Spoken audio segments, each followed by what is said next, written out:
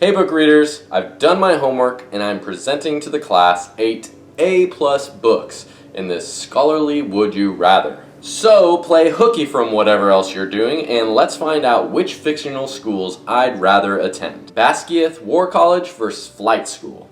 We're off to a flying start with a couple of schools where female protagonists want to take to the air but have to pass multiple tests in order to do so. First, there's Scythe War College from 4th Wing, a 3-year school that trains dragon riders. Students in their first year at Scythe can't correspond with their relatives. And I'm not sure if that's a positive or negative. I guess it just depends on your family. But the real kicker is that 75% of dragon riders die before graduating. You might fall to your death, get barbecued by a fire-breathing dragon, or have your neck snapped during a wrestling match with another student.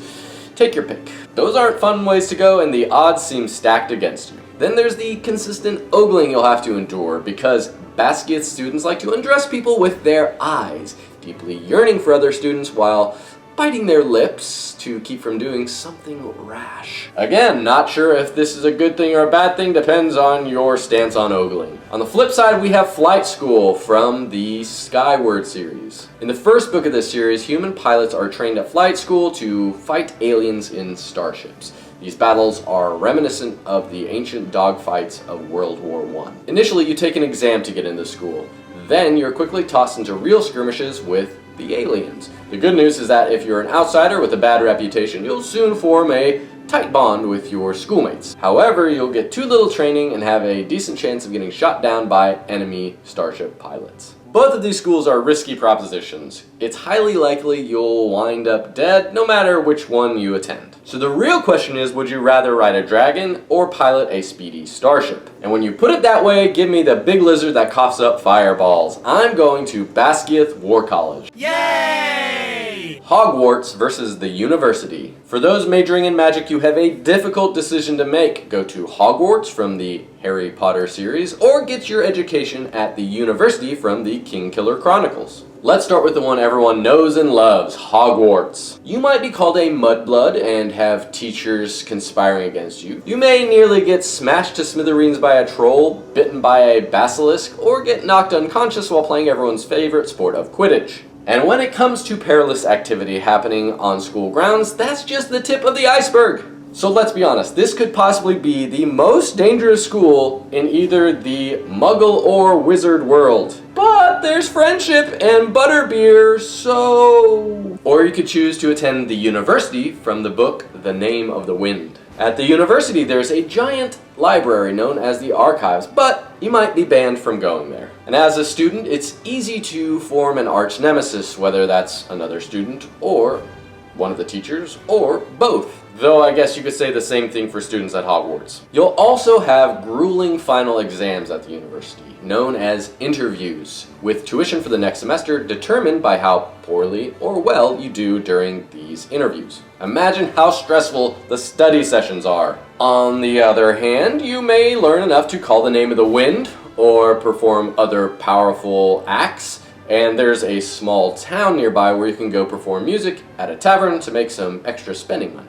And lastly, like any good school, you'll make lasting friendships. This matchup seems like a no-brainer once you list out the pros and cons of each school. Yeah, I'm definitely playing it safe and going to the university. Yay! I may not ever ride a hippogriff, but at least I won't have to serve detention in a creepy forest with giant spiders trying to eat me. If you want a purposeful career, you may want to become a Scythe or go to battle school from Ender's Game. Attending either opens up some unique opportunities. And they both have a solid network of alumni on LinkedIn. So I'm stretching the definition of school for this next one, as the Scythedom is really technically a year-long apprenticeship. Although there's lots of training and learning to be done, with tests administered to check up on how each Scythe is doing throughout their apprenticeship. During your training as a Scythe, you'll learn plenty of martial arts skills and how to wield weapons in order to glean or kill people once you become an actual Scythe. Of course, the intent is to learn how to do so in the most respectful way possible. There's a lot of opportunities for showcasing your personality here. You'll get to pick your Scythe name and the color of the robe that you'll wear out in public everywhere. as well as the method of your gleaning. Choose whatever you see is best suited for you, and then you'll finally get to keep a detailed diary of every day and every experience that you have. And then there's Battle School from Ender's Game, with boring topics to me, like battle history and military strategy. Battle School sounds like a real snooze fest.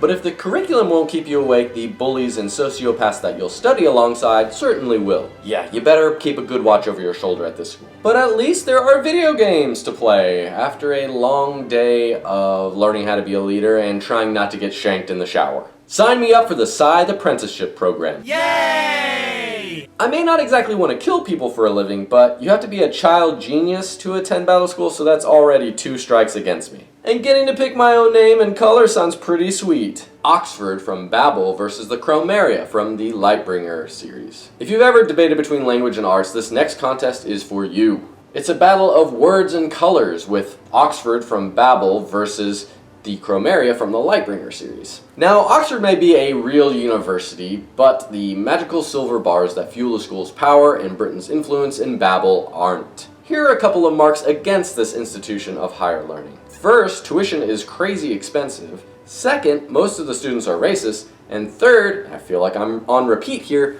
some of your classmates will end up dead by the end of each school year. The sour cherry on top is that this magical school seems like the one that requires the most legit studying of any that I've talked about so far.